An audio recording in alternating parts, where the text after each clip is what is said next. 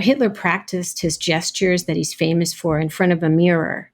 And he hired a hypnotist and he hired a stage actor to have voice lessons. Mussolini was pretty spontaneous, but he'd been a journalist. He trained as a journalist, and so did Mobutu in the Congo. So most of these guys who have success had some kind of training in seducing people through words and through gestures, or Berlusconi and Trump had been on TV. So the paradox is that they've worked very hard and it's all highly artificial what they do, but when they do it seamlessly, people think they're authentic, and then they bond with them.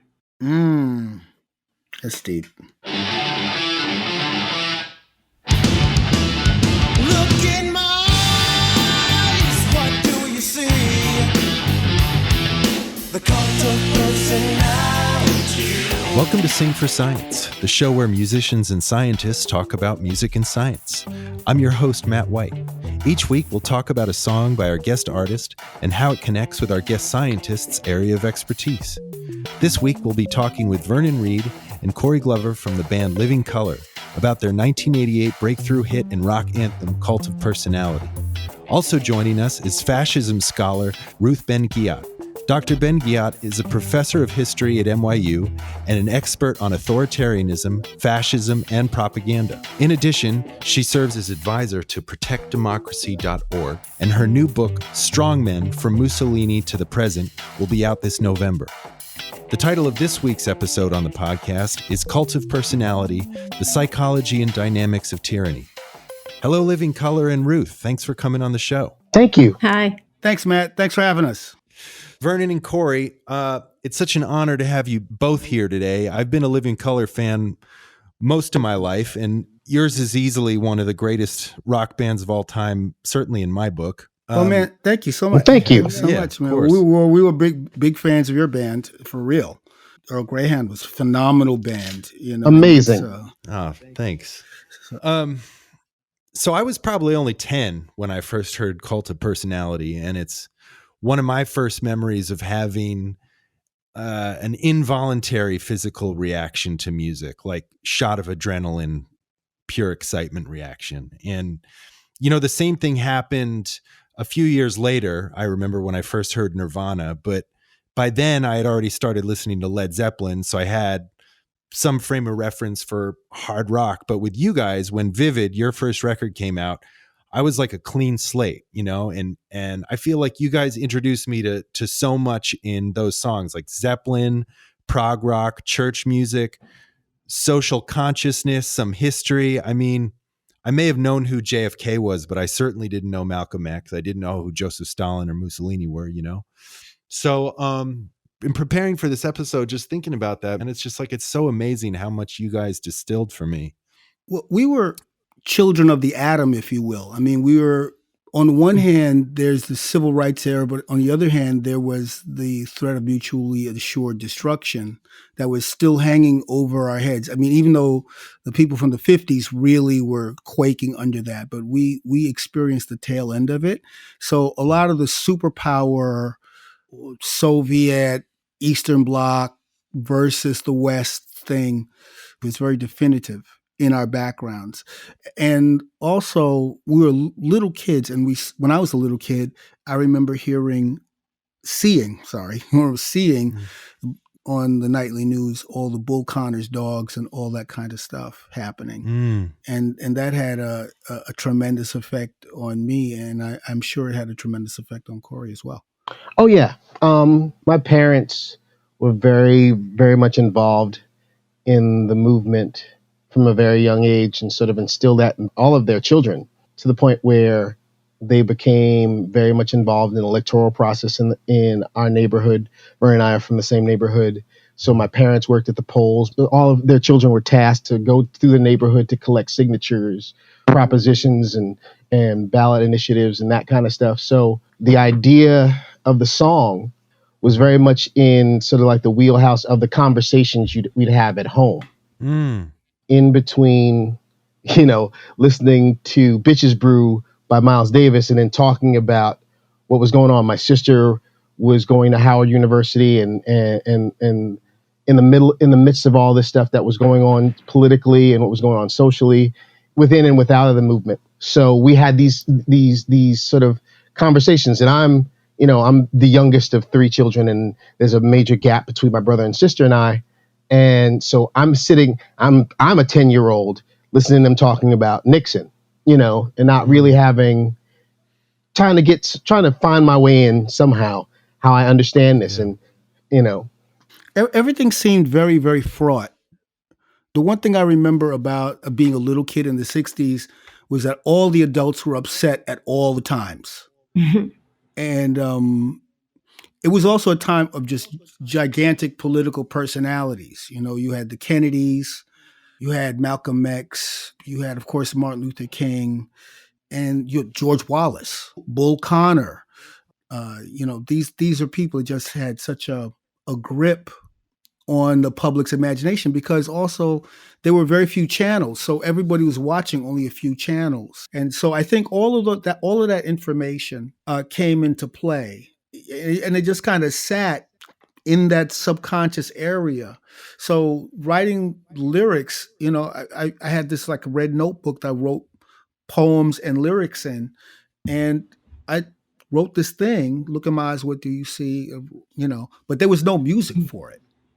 Okay. And we were having a rehearsal in Bushwick in our loft, and a rehearsal loft. And Corey was like, "Vernon, he had this thing that he was singing to me, and I was trying to play what he was singing, and I literally stumbled onto that beginning riff.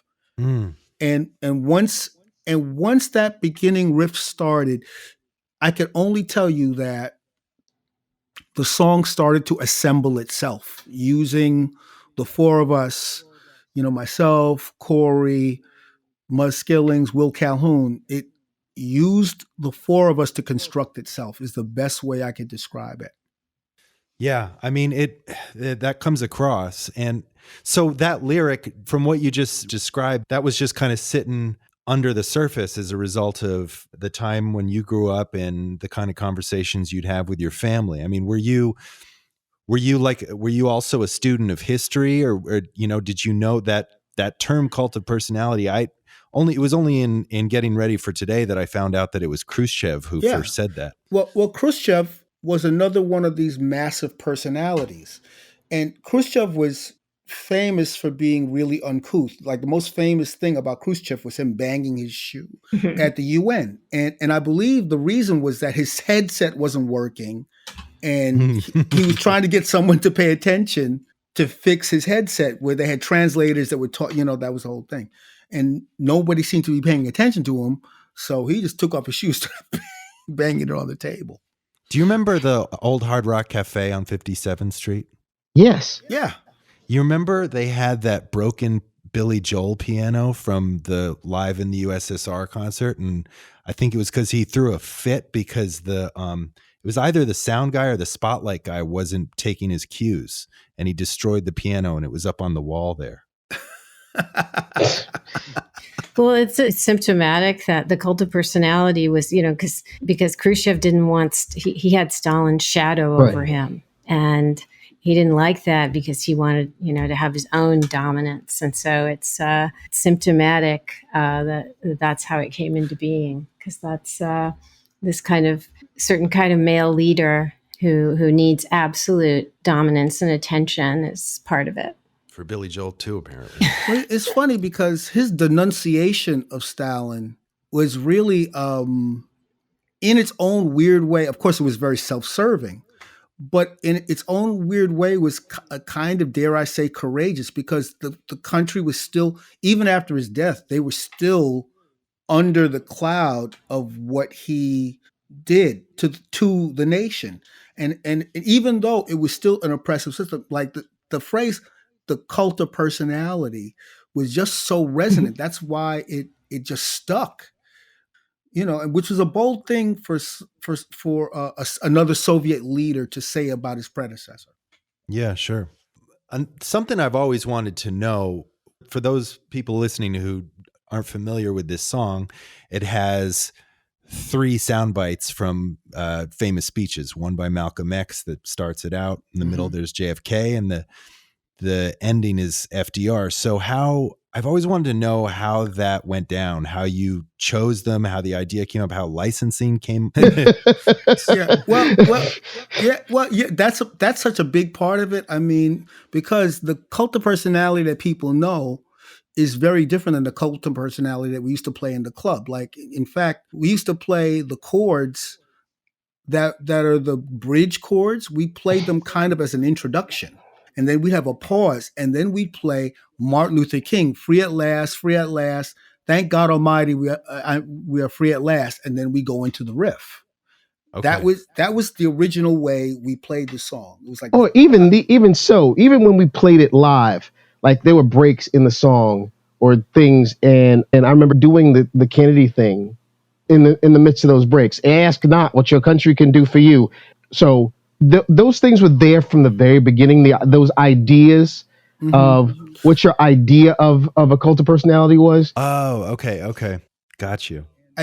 Okay, so the thing about using those snippets, it's the technology had finally gotten cheap enough of utilizing samples to make it affordable, like the Akai S900 sampler, Mm-hmm. the Akai S900, the 950, and then finally the Akai S1000 made it possible to do that kind of tape loop type of stuff that was very expensive to do. I mean, only like the Beatles and people like that, or Pink Floyd would be able to do it. Also, it connected to what was happening with hip hop, because hip hop was changing because of the technology of looping and sampling. Because before that, it was like the 808 drum machine, Mm-hmm. you know, the Soul Sonic 4s, play at your own risk. Like that was a big change. You know, because at first before that, it was like live bands. It was like live band imitating the band Chic, you know, playing the track from Good Times. So it went from the live band to like the 808 drum machine and that sort of thing, and then samples, which allowed people to have a snippet of funky drum, make a loop out of funky drummer. Each technological advance would be translated into music, and that applies to rock music as well. But there was a kind of influence of that in terms of utilizing sampling technology. And then, you know, there was stuff that Brian Eno was doing with David Byrne, like My Life in the Bush of Ghosts. I love that record. That was also very influential in terms of, you know, oh man, I want to do something like that. And that came into play. What about getting permission? I mean, Betty Shabazz and Jackie Kennedy were still alive. Did you have to get their sign off? So here's the thing that's okay, a little inside baseball. My first wife went to school with Malak Shabazz, one of Betty's daughters. She's a rock fan, and I have to go back, because at first we had the Martin Luther King speech, but we couldn't use it because the King Foundation wanted $10,000 Okay. to use And a piece of the song.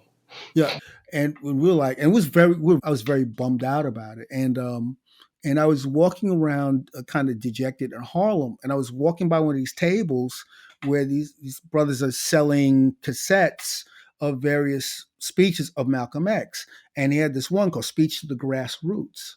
And I bought it and I put it on, and the first thing is, you know, let us talk right down to earth in a language that everybody here can easily understand. And I was like, that's it. Mm-hmm. And basically, what had happened was Malak Shabazz interceded with Betty and said, "Yo, this is cool. This is going to be cool." And one of the things that I think I'm most proud of with regards to that song is all across rock radio, all across the country, people had to hear the voice of Malcolm X. Like that for me, and that happened just because of circumstance, but that for me, to hear that on white rock stations and hear Malcolm X's voice introduce the song is just like, you know, I'm just really proud that we were the ones to make that, be able to be allowed to make that happen. And all the rest, and the other speeches are in the public domain, like Kennedy, so we didn't have to clear those. Okay. Another thing that I've been thinking about recently, because in the context of our bungled response to the pandemic, it's becoming more widely accepted how destructive a presidency the Reagan administration was. insofar as Reagan was the first to say government's the problem, not the solution, and how he courted and empowered the anti-science religious right. So you wrote that song in the mid-late 80s, so that was right during his reign. Was it like ever seen as social commentary? Oh, sure, but you know, it's so funny because like when I was writing the lyrics, I made a definitive choice to use Mussolini instead of Adolf Hitler because I wanted to have a representative of fascism, but Hitler, there was another thing going on with Hitler that I didn't want. I didn't want his name in the tune. I just didn't want it, and in a weird way, having Hitler, having Mussolini and Gandhi and these characters from the previous era, because it felt like him putting Reagan in was just too on the nose and too in the current moment. There was something. There was also a romance around having the voice of John F. Kennedy and FDR in the song that I felt wouldn't have been there in making reference to Reagan. I didn't want to give Reagan any shine anyway. No. Yeah, for sure. Well, you did a good thing featuring, because Mussolini, actually, he gets overshadowed by Hitler. And one of the things I learned in doing research for this book is that Hitler hugely learned from Mussolini and copied him. And instead of people think it's often the other way around, but anything to do with marketing, like being a media celebrity and marketing, knowing to speak to the people, all of that, like Mussolini was the first one. And he also, which is relevant for us today around the world, he was prime minister of a democracy for 3 years before he became dictator, and he slowly destroyed the democracy in ways that people do today. Like, how did he destroy it? Well, he had a propaganda barrage. He had been a journalist. He started discrediting democratic institutions. He joked about being a dictator, but he was the first one, and no one understood what he was doing. Like no one had any clue, and they thought, and then people didn't take him seriously. People thought he was a clown. The same things that have happened over and over, but he was the first. And there had already been a lot of violence. So he used all of the kind of toolkit that dictators used. He was kind of setting it up in those 3 years before he became dictator. So I think it's important to appreciate, his how many people learned from him. So I agree, he's better than Hitler, who did everything immediately. And so it's not as much a lesson for the way things happen today. And what are some of the vile acts that Mussolini's known for having perpetrated? Well, after he and Hitler rose after World War I, and so there was so much violence that he basically just continued the violence that had been in World War I and turned it onto the left and onto Catholics. And so there was all this kind of paramilitary violence, the squadrists. And so he posed as, he made all this chaos and violence, and then he posed as the law and order. This is what right-wing authoritarians always do, right? They create a crisis and then they pose themselves as solution. And then later he perpetrated genocide in Libya. And one of the things that's very relevant is most of his victims were people of color from colonies in Africa, from North Africa to Ethiopia, Eritrea, Somalia. And he didn't go after the Jews for like 16 years. And so he got a pass because people care, it's like the Black Lives Don't Matter thing. And so even to this day, there's a real misunderstanding of the amount of violence that he caused because he attacked fewer white people in Europe than Hitler did. Okay. I could use an education from you. So there's fascism, there's totalitarianism, there's authoritarianism, there's despotism, there's autocracy, there's dictatorships. Is there a simple way you could kind of break this down for me and define them or talk about how some of them are different and which ones can coexist? I mean, I would take the whole show, but just basically, I see fascism as a subset of kind of authoritarianism, which is a general term that can include totalitarianism. It can include dictatorship. Mm-hmm. Today, we don't have as many one-party states outside of North Korea and China. Mm-hmm. But when the executive power crushes all the others and gets rid of opposition media and puts people in prison and masses and uses violence, that's kind of authoritarianism. So in my book, I use that term Mm-hmm. to refer to everybody from Mussolini up to today. And I just show how it changes, because today it just works differently, which Mm-hmm. makes sense. But the Cult of Personality song is so amazing because it just summarizes so many dynamics that are common to these regimes. It's really very brilliant. And life is funny because I remember I was just finishing my PhD and it was on Italian fascism. And a friend told me, this song came out and you should listen to it. Hmm. And I was like, wow, this song fits what I've been studying through books. And so I always have referred back to the song. And then when I was writing this book, Strongmen, I listened to it sometimes. So it's very funny that then Matt contacted me and here we are That's today. so cool. That's great. It was like the one line, I tell you one and one makes three. That was directly from 1984 by George Orwell, because that was one of the things that they did to Winston Smith, was the character Mhm. Winston Smith, who said, how many fingers am I holding up? And he would say what it was, and they would beat him. And they said, how many? And he would say it again. And they're beating him. And then he realizes that they want him to say another number than the number that's obvious. Mm. And then he finally says 3 and they stop beating him. And it's kind of like, that's sort of the process. That's part of the process.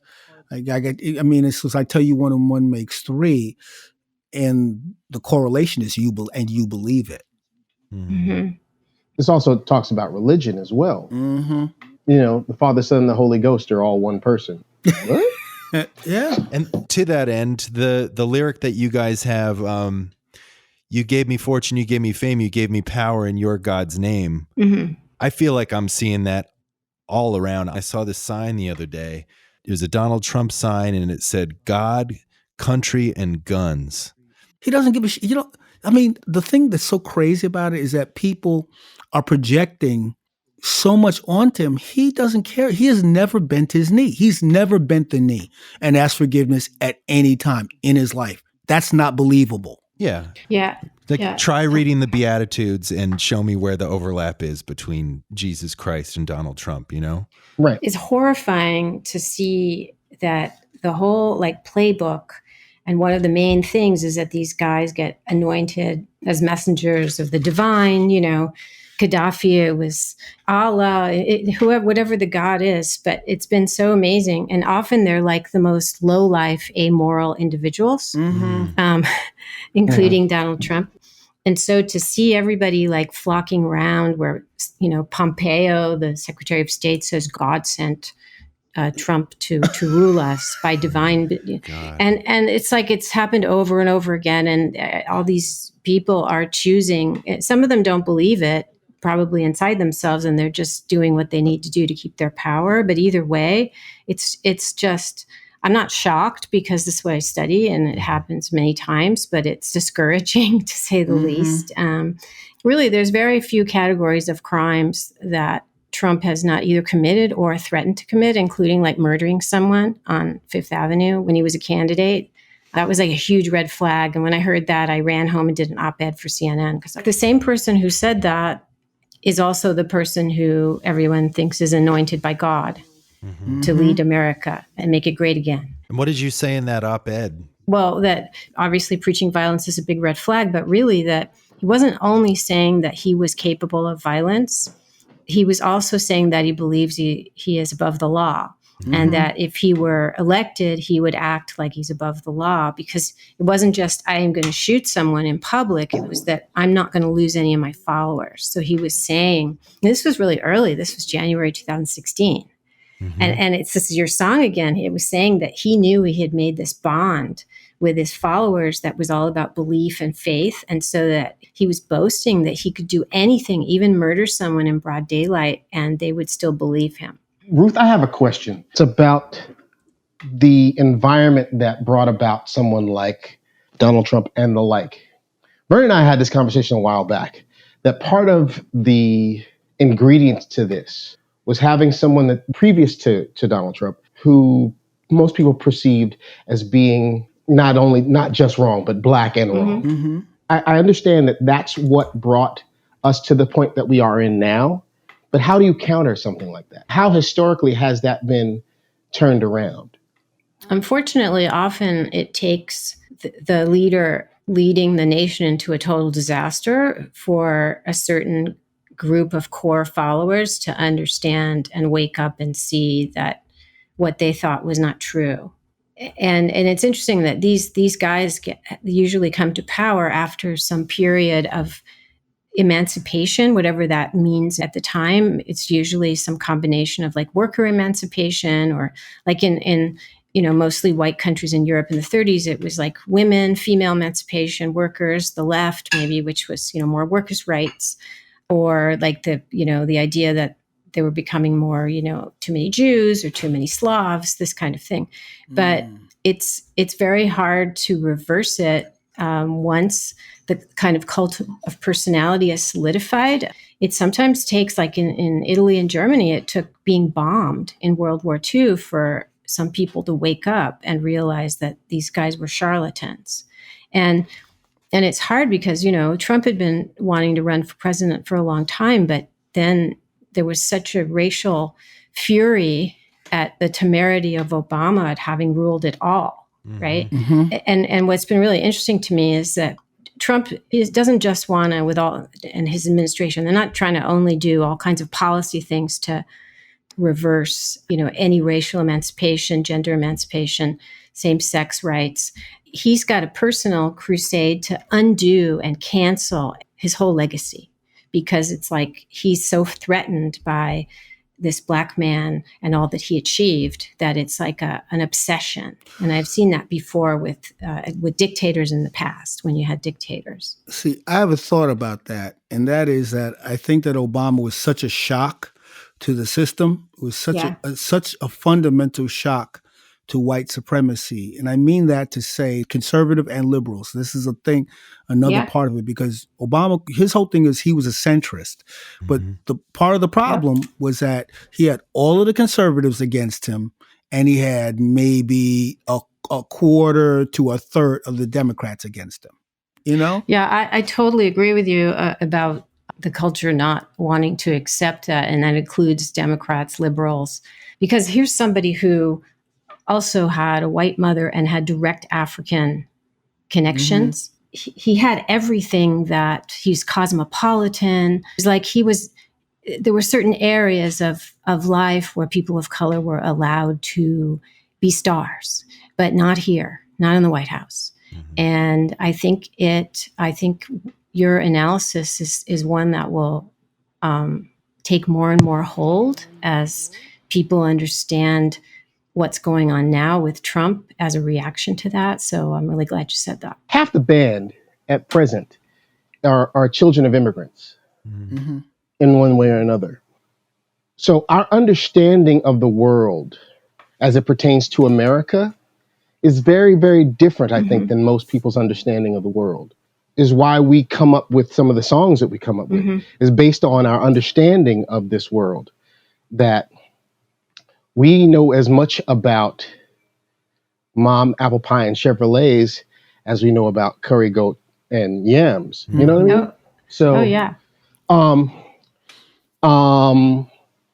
So I think that gives the perspective that we have often comes into clash with the quote unquote American cultural ideal. Yeah, that also breeds creativity, because you have like maybe a half of a foot outside and you're looking, there are other ways of doing things.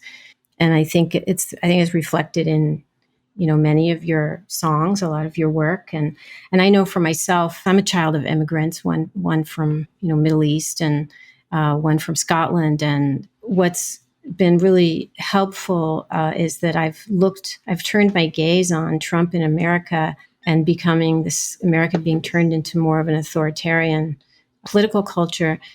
with an eye from outside. And when I started publishing stuff in CNN, the first people I heard from were people who were immigrants who had fled regimes, maybe a junta or communism, and they would say, "Oh, I've been waiting for someone to say that." And then other people were like, "Are you crazy?" Like, I got a lot of, male people thought I was hysterical and alarmist. But I think that having that kind of background and being able to have a lens onto America that is informed by other experiences is really important. And so what do you say to people who suggest it's alarmist to describe these affairs as devolving towards authoritarianism?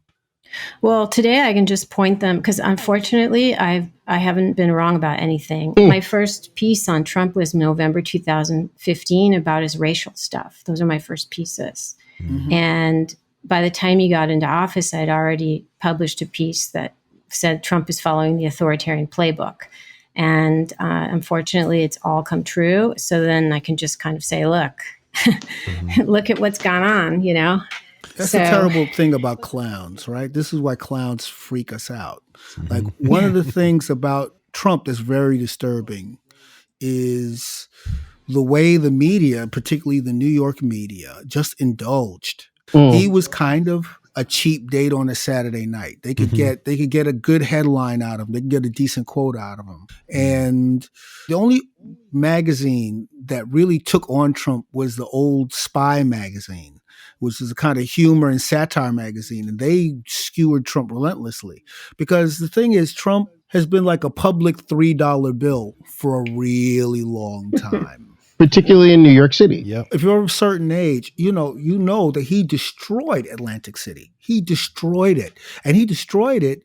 I mean, he was successful. He had one casino with his name on it. Great. Then he had to build another casino in the same town with his name on it. And then he built a third casino with his name on it. And the market couldn't handle it. And the bottom fell out. And then he just split. And this kind of thing, this whole mythology of him being a brilliant businessman, and that people accepted this idea, and the fact that other people in the business community don't ever say, Donald, you don't have the money. I mean, it's amazing to me that other real estate developers and other people that actually really have money don't just say, Donald, you're worth 500 million tops. You have 500 million in cash. That's it. That's all you got. But the fact that nobody would step up and just say, dude, at no point did any media organization delve into any of, the thing about concrete and mafia ties. Like, as a real estate developer, well, what are your ties to shady concrete or what? People wouldn't, because he amused them. He was a quote unquote playboy. Well, the other thing is, to expose him for what he was would also put these other people on blast as well. That's right.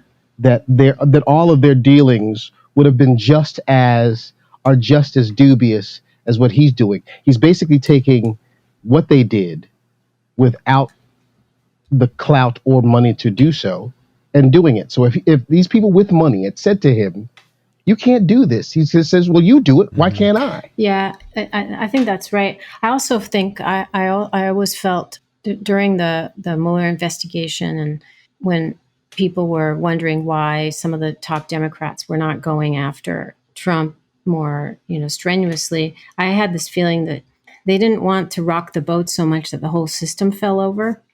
And I think that one of the most brilliant things about your song is that you do mention Kennedy and you mention Gandhi, and you point out how it's easy for us to hold up Mussolini and Stalin because they're just obviously evil, and to say, yeah, sure, they had personality cuts, they, controlled everything. But what you're doing in that song is you're talking about a system, a way of having politics as spectacle, and our bread and circuses. Yeah, which is more subversive. And I think that a lot of these points we're making, both about even liberals wouldn't accept Obama, and this point here about how it's not just, we fetishize people of all different political positions, even people who are do-gooders. And then we make politics into like just an adulation, and that those same processes can create a Trump. And so this may be a a good opportunity to ask you to speak to that. Like, what are the leader-follower relationship that I've read in some of your work in authoritarian regimes? Could you talk about that a little bit? Yeah, I can start with just a lyric from the song Mhm. that kind of sums it up. There's many lyrics that sum it up, but I exploit you, still you love me. That's one summation of the leader-follower relationship. Another is I have a good quote by Charlie Chaplin from 1939. He says, "A dictator is a man who comes from below and throws himself into an even deeper hole. The world watches him and jumps into the void after him." So these individuals are highly destructive, and there's a fascination in that. And the song talks about that they're all things to all people, and people project onto them. We've been talking about that, what they think is needed or what they think will solve the things that are keeping them up at night. And the leaders, to a man, they're all extremely skilled. And like when we talk about charisma, I tried to point out, and when I was in my writing, how one leader after another actually worked really hard at having this quote charisma. And charisma is a real thing, clearly, like some people just have it, but it's also about performance. These guys are performers. And it's been really interesting, Trump and his rallies. Like, you can't have the rallies as much because coronavirus. And so he's been tweeting more. He's been, even more in a worse mood than usual because he needs his audience. He needs his ego adulation, because these guys, they're like no one without their audience, because they're empty shells. They're just, I don't feel sorry for them, but they're sad people who have no sense of worth if they can't abuse other people, basically.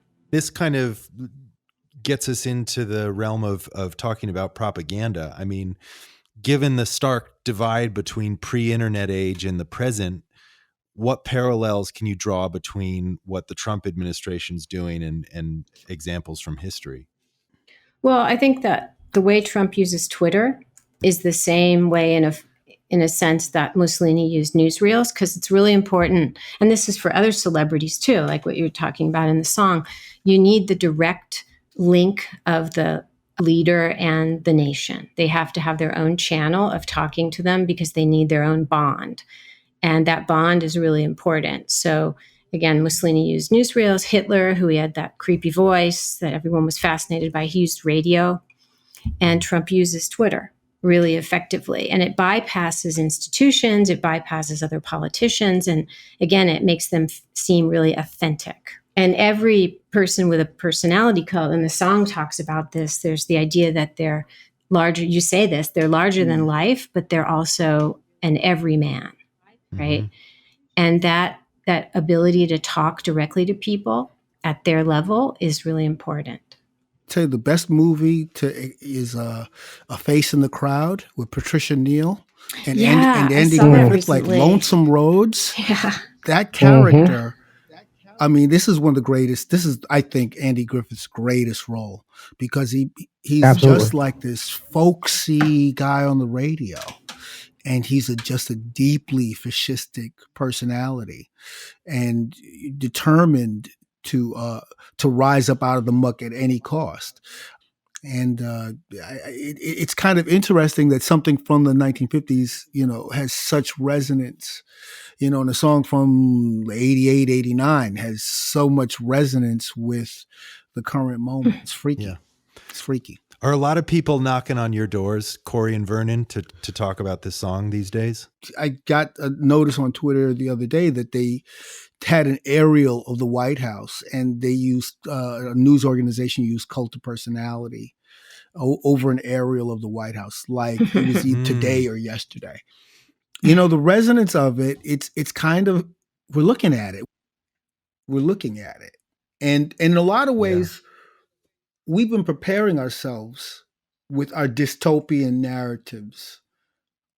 Everything from Logan's Run to The Purge to Night of the Living Dead. We've been preparing for the crazies and all these other kind of science fiction. We're living in the middle of a kind of crazy combination, but it's real time. Here we are facing this incredible, not just this pandemic, but this, this nightmarish, the murder of George Floyd was a nightmare. It's a nightmare. And the nightmare thing had been predicted by Malcolm X. Malcolm X said this is, when we talked about racial problems, he said this is a human problem. And one of the things that Malcolm said, if you don't deal with this human problem, you're going to see terrorism that'll terrify you.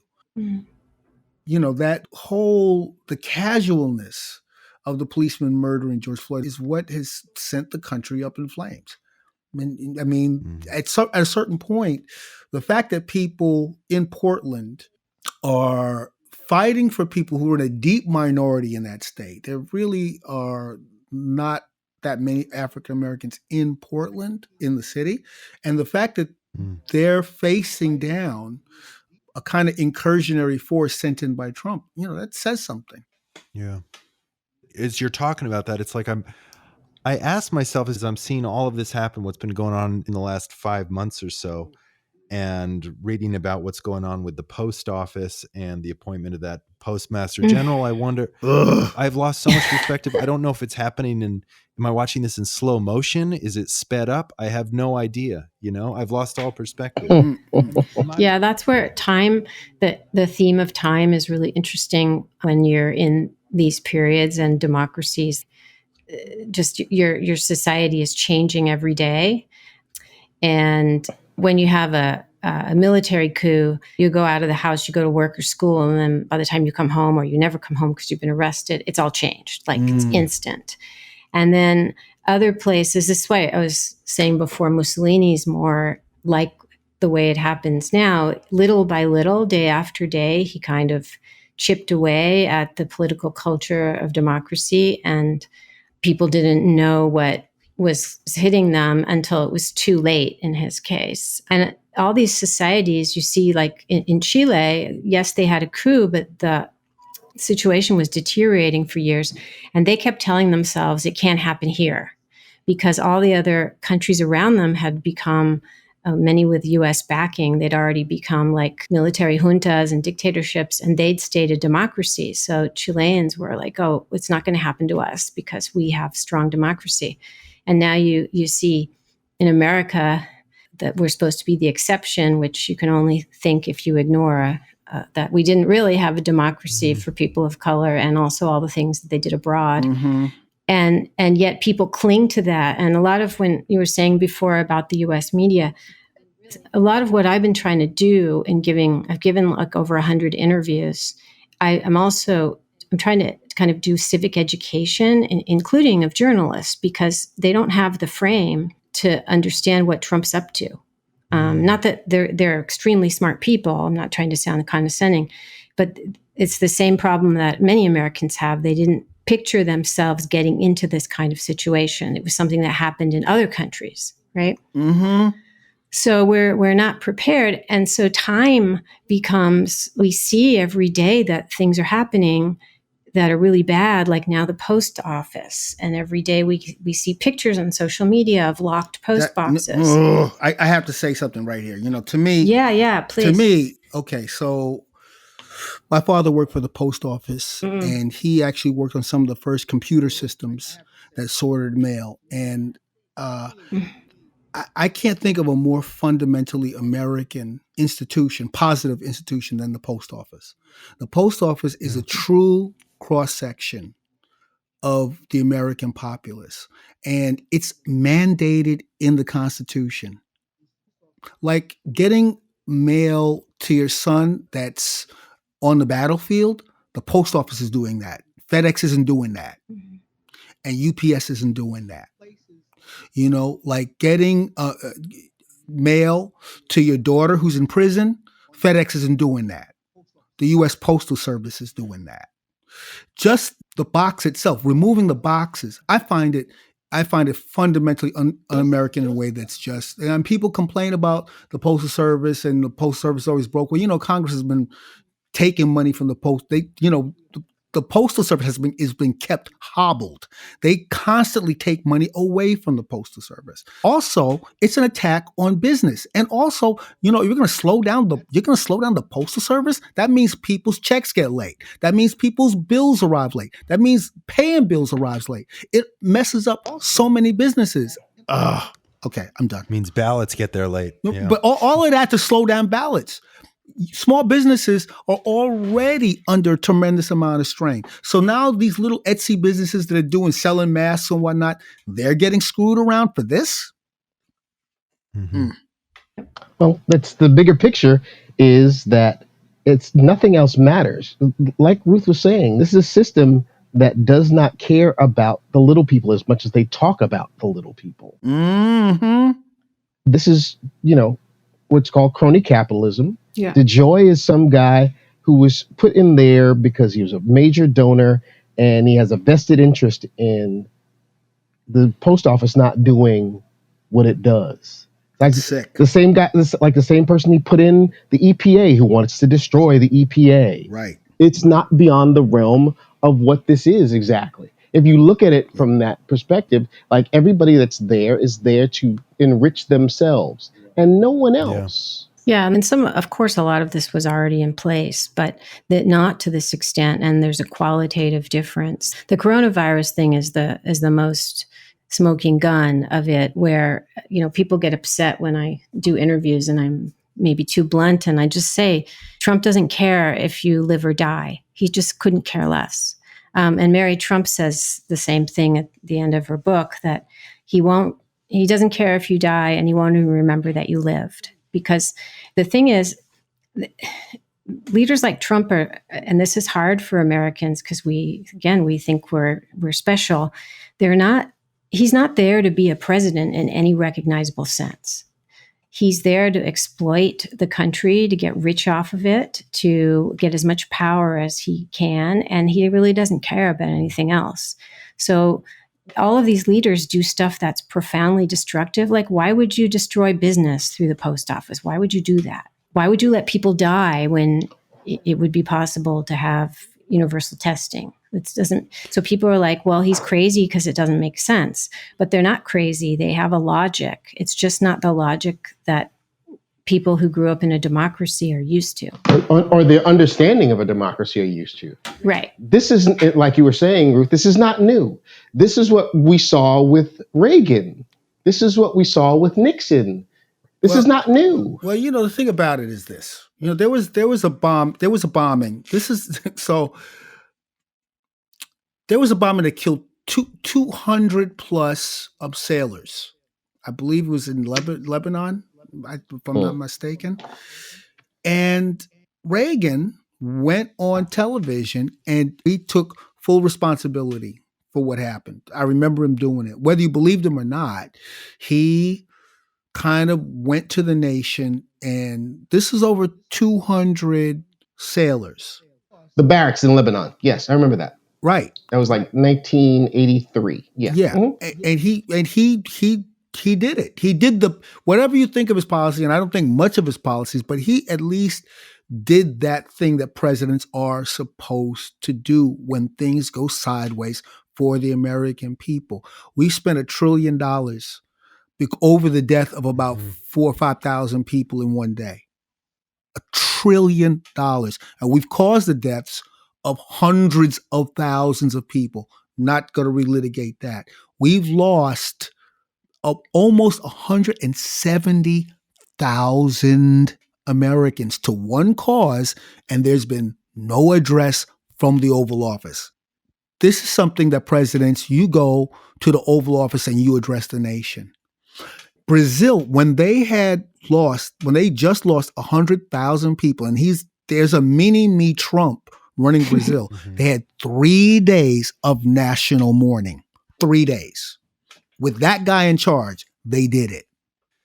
So, Ruth, I would imagine that you have a unique perspective to be watching all of this happen in real time with the Trump administration. But I want to know, where does he deviate from what you know as the playbook? Like this idea of a kleptocracy. I mean, I'm sure other authoritarian leaders have enriched themselves, but my hunch is that a lot of them had some interest in the national identity, or it seemed at least a little bit more authentic. And I do have another question for you about what binds all of these things together, especially what's going on now among Brazil, UK, US, Poland, is these nationalist phenomena. But where it just seemed like the Trump phenomenon is its own animal. In part, it's its own animal because America is, in one way, America's very different. We have gun violence. No other country that's in a peaceful state, not in a like sectarian civil war, has like what we have like 500 million guns in circulation in private hands. And there's a whole category of toddlers who are, victims of gun violence. So there are things that happen here that don't happen in other places. So that's one difference. So that violence and loss are probably processed a bit differently. The other way, I mean, Trump is very similar in his character to past leaders. One way he's different is that even Berlusconi, who did a lot of the same things, believe me, including like he was like a lackey to Putin. I start my book with that because I was shocked at how similar it is. But Trump's just more dangerous because America's bigger, has nuclear weapons. But even Berlusconi, who owned TV networks and was a total creature of TV, talk about cult of personality, he used to read. Trump is like the only person who gets his entire world is formed by TV. And his first wife, Ivana, once said that he had two books by his bed, and one was Art of the Deal, and the other was Hitler's speeches, which is like very scary. But his whole world is formed by appearances and spectacle and TV to an extent that no other leader is like that. So that's a difference. But the other stuff is Bolsonaro. They're very similar. Each country has its own history and its own way of understanding things, but personalities and their agendas are very similar. So what can we do? I mean, how do we stop this runaway train? Over to you guys. I mean, one thing that's worked in the past, and this is really more when you have like what's going on in Belarus right now, when you have a dictatorship that's crumbling and you've already had kind of this tyranny, is mass protest. And it's worked. Look at, certain things have changed because of the Black Lives Matter protests. You have to have sustained mass protest. In another context, it's not only against the leader, but it shows all of his cronies. Because the one thing that can take these guys down is if their cronies start rethinking. Like if, even it's so sad how little it could take. If you had Mitch McConnell and a couple of others just retract their support, Trump would not be able to do a lot of the things. He'd have to back down on a lot of things, but they don't. So you can put pressure on them. But mass protest, nonviolent mass protest, has been really, really important in history. And it's been amazing that it was going on even with the pandemic. And that says a lot. And I think that we'll see mass protests around the election. Mm-hmm. We're kind of in wrap-up territory in the time department. Yeah. Do any of you have questions for one another? So there were times where the populace really turned. I believe the populace turned on Mussolini, and they turned on Nicholas Ceausescu. So, I mean, are there other examples where, it got so egregious where the people just, because I think there's a funny polarity thing. Like oftentimes people think they have America on lock, but America's a weird and funny country. And it can flip just suddenly. And, if a particular celebrity disavows Trump, it could start they say like a butterfly flaps its wings and all of a sudden it turns into a tsunami. What are your perspectives on things like that and other situations where, it seemed like it was the final reel and then suddenly everything flipped? That happens because the thing that the saddest thing and why these countries end up like in ruins is because everybody knows that the leader is making destructive decisions and that he's not actually sent by God, to go back to that point in our conversation, that he is actually a crook, all these things, but they're too afraid, to say anything. But sometimes when there's it could be an external pressure, or when the country, again, it took getting bombed for the fascists, but there does reach a point at which people who have been supporting him see it's not in their interest anymore. You need enough people to be doing that in order for that to work. So would you say that the pandemic and the fact that COVID-19 is a major factor in this is going to turn things around? It could. I usually people have to have direct experience of loss. Their house is bombed or they go under. And there have been people who believed that the Trump Kool-Aid and felt that they could get over that, Trump would give them a miracle. And then two people in their family died of COVID, or Trump told them not to wear masks. And then, so they've been making videos, that people have been making videos saying that they were wrong. And that's really important, because just as in a cult, the studies show that it's better if someone who used to be a believer is the most persuasive person. Because someone like me can be seen as the hate mail I get, just some kind of like left. I'm often called a radical leftist, which I'm really not, by writers. And so they write you off from the beginning. But somebody who used to be one of the believers is much more compelling. So we need to, I feel like when occasionally somebody who's a Trumpist comes out and criticizes, I think it's really important to support that person, no matter. I'm 100% on that. Good, good. I know it feels good to demonize the people that make you mad, right? They just make you mad. They're saying dumb shit, whatever. But I think those people that have been crushed by this thing, we got to support them, especially if they're coming out and saying what it was for them, for real. I think it's very important to do that. Is there something to be said for the fact that the idea of conservatism versus liberalism is really not true? That no one is as conservative as they say they are, no one is as liberal as they say they are? Does that factor into any of this, to find that common ground? I don't know. Everything's in flux right now, because look at all the people who used to be conservatives who are now never Trumpers, like the whole Lincoln Project, those people.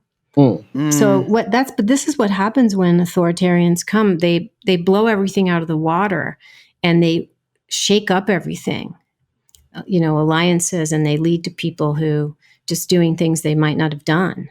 So, because you have all these hardcore, Reagan strategists and fans of all kinds of people who are now working against Trump, and you wouldn't have expected that. But I think that, we're all saying it's really important to support these people, even though, which means we have to bookmark some things. Yes, they've had this bad, thing in the past. But right now, the important thing is to get rid of Trump from office. All hands on deck. Exactly. All hands on deck to deal with the loose cannon. Exactly. One thing that I wanted to ask you that's sort of related to what Corey just asked, but also piggybacking on earlier, we're talking about, people who are accusing you of being alarmist. Is there any symmetry between the right-wingers calling leftists alarmists for saying that we're spiraling in towards authoritarianism, and right-wing folk, calling Bernie Sanders and AOC communists and threatening the arrival of Soviet-era breadlines? Is there some kind of common thread? Like, is there a root fear among both left and right in that sort of, in that rhetoric? I mean, there can be, but one of the oldest right-wing things that you see it's like literally for 100 years over and over again, is that the right starts to label and lump together everybody into a, quote, radical left.